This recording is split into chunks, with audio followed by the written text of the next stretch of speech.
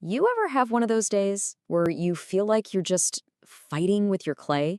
You know exactly what you want to make, but the tool in your hand is just not having it? Well, today we're going to solve that exact problem. We're going on a hunt to find the perfect tools for your personal style so you can finally stop wrestling with the clay and just create.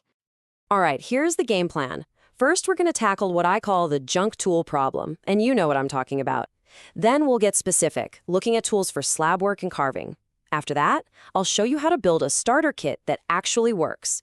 We'll peek at some advanced tools for tall forms in porcelain, and then we'll wrap it all up with a big idea. A philosophy, really, that's going to change how you think about your tools for good.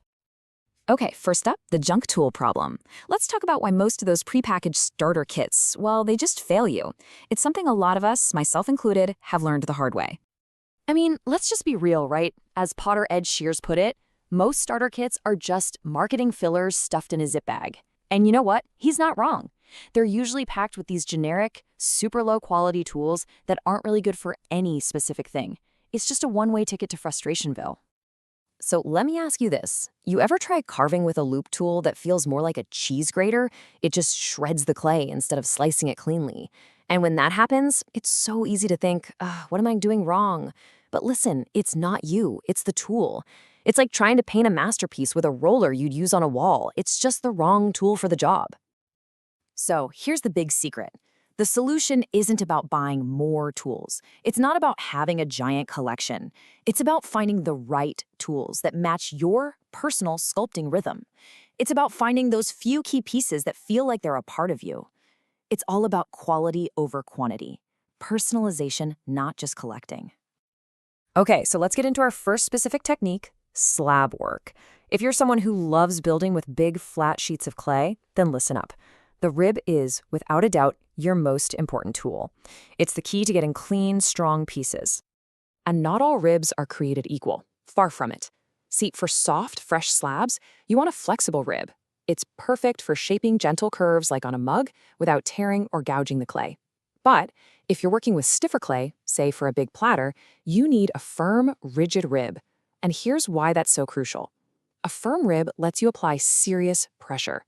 You're literally compressing the clay particles, think of them like tiny little plates, and squeezing them tightly together. This pushes out air bubbles and makes the whole piece way, way stronger and so much less likely to crack later. So here are a few of Ed's top picks. You've got that soft red rib for curves, a stainless steel one that's a beast for platters and tiles, and then the serrated rib. Oh man, this thing is a secret weapon. Those little teeth, they score and compress all in one go. So when you're joining two pieces, it roughs up both surfaces and pushes them together, creating this incredibly strong, seamless bond. It's a game changer. All right, let's talk carving. From abstract faces to superfine details, this is where a good tool separates itself from a piece of junk. Precision is everything here. And Ed's description for cheap loop tools is just perfect.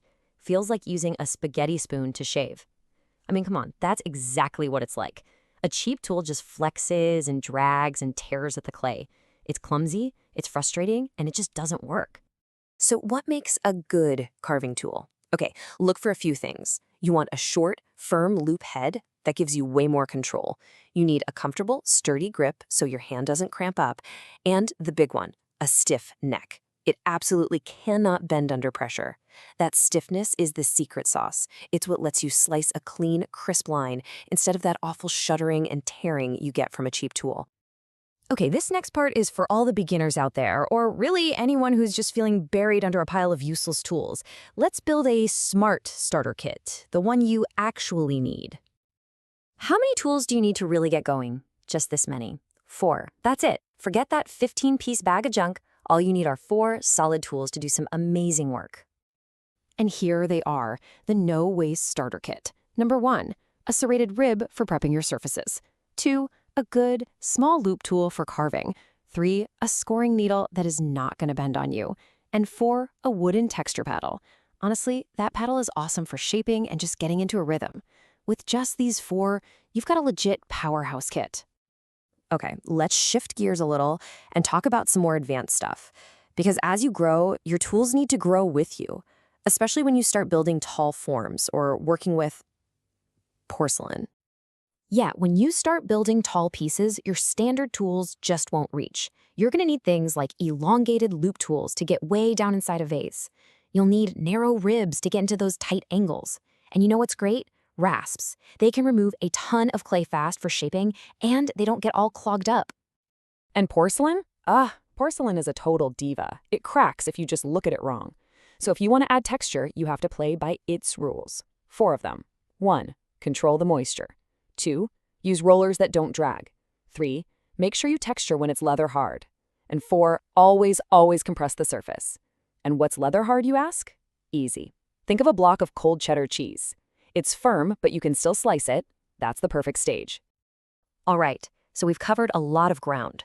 Ribs, loops, starter kits. But let's zoom out for a second, because all of this, it really boils down to one simple, powerful idea. And it's this. This is probably the most important thing I'll say today.